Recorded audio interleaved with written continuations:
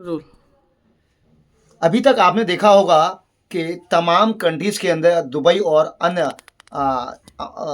मुस्लिम countries के अंदर हमारे भारत के कुछ युवा रोज़गार ढूँढने की तलाश में वहाँ पर पहुँचते हैं और उनके साथ तमाम अनैतिक कार्य भी किए जाते हैं और उन्हें परेशान किया जाता है। लेकिन अब दक्षिण अफ्रीका से भी एक ऐसी ही खबर आ रही है जिसमें ताज नगरी के एक युवा के साथ इस तरीके की घटना सामने आई है।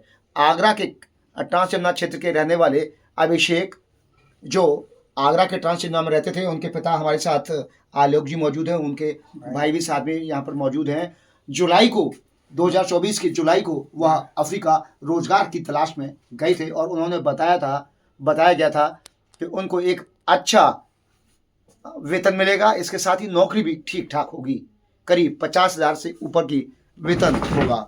हम सीधे बात करेंगे आखिर क्या ऐसे कारण रहे, क्या हुआ कि अब जो उनको लेके गए थे आज वही उनको परेशान करते हुए दिखाई दे रहे हैं।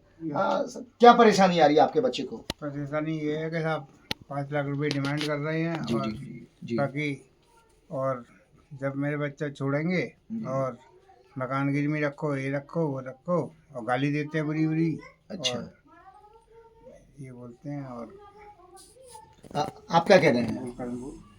उनका कहना ये है, जो उनके ओनर हैं जहाँ वो काम करता है, वो हमसे गाली गलौज देता है, कहता है 5 लाख रुपए की डिमांड है जब तुम्हारे भाई को छोड़ेंगे, इससे पहले नहीं छोड़ेंगे।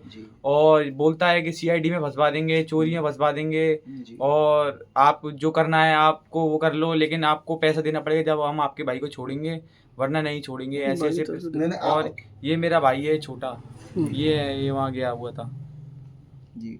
तो अभी तक कोई शिकायत वगैरह की है किसी से? हाँ सर, अभी की है। हम कमिश्नर ऑफिस गए थे, उन्होंने एसीपी सर के पास भेजा हुआ था।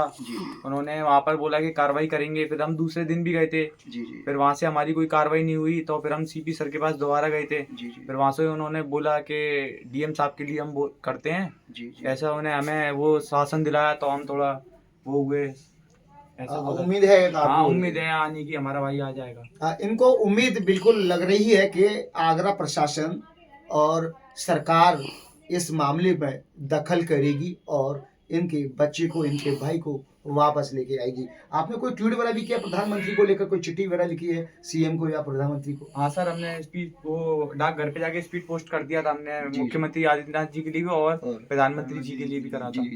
हाँ सर। हाँ, तो अब कुल मिलाकर जिस तरीके से विदेशों में पहुंचकर हमारे युवा रोजगार की तलाश में जाते हैं और इस तरीके से वहां पर ब्लैकमेल किया जाता है, और सर तो जी बताएं। सर, हमारे पक्ष में विधायक जी भी हमारे पक्ष में बोले थे, उन्होंने हमारा बहुत पक्ष रखा सीपी साहब के यहाँ। विधायक जी भी हमारे फेवर में थे बहुत, उन्होंने हमारी वो कहा, तो उन्हें की कार्रवाई स्टार्ट करते हैं, डीएम साहब के लिए भेजते हैं, जिलाधिकारी जी के लिए, ऐसा बोला था। देखिए, अब उत्तर प्रदेश सरकार के विधायक और मामला मुख्यमंत्री और प्रधानमंत्री तक भी पहुंच गया है।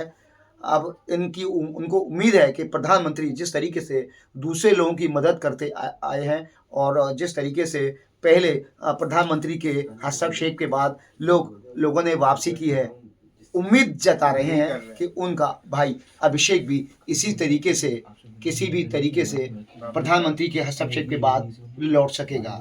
अब देखना होगा कि प्रधानमंत्री की हस्तक्षेप इस मामले में होता है या नहीं होता, किस तरीके की आगे की कार्रवाई प्रशासन और सरकार करती है, विदेश मंत्रालय किस तरीके से इस मामले में आगे अग्रसर करता है। क्या दक्षिण अफ्रीका जाने वाले, रोजगार की तलाश में पहुंचने वाले भारत के, आगरा के या देश के किसी भी कोने के जाने वाले युवाओं के साथ इस तरीके के मामले बेहद सरकार के लिए चिंताजनक हैं और किसी न भी तरीके से ऐसे मामलों को सरकार को गंभीरता से लेना होगा और इस पर विराम लगाना होगा। अब देखते हैं कि सरकार इस मामले को, अभिषेक के मामले को लेकर किस तरीके की कवायदें करती है, उसकी वापसी किस तरीके से हो पाती है। प्रदीप रावत, उत्तर प्रदेश टाइम्स, आगरा।